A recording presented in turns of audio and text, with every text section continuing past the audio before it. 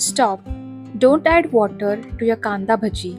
Here's the secret to make them extra crispy every time.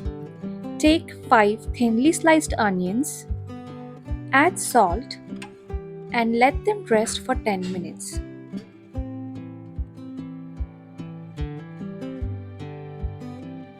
The onions will release all the moisture you need.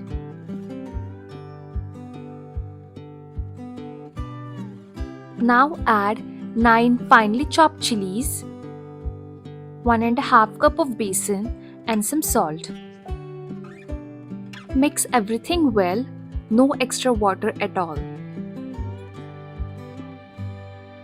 Drop small portions into medium hot oil and fry until they are golden brown and perfectly crispy.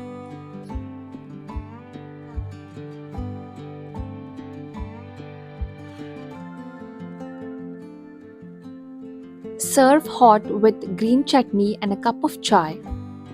Try this no water trick and let me know in the comments, did your bhajis turn out extra crispy?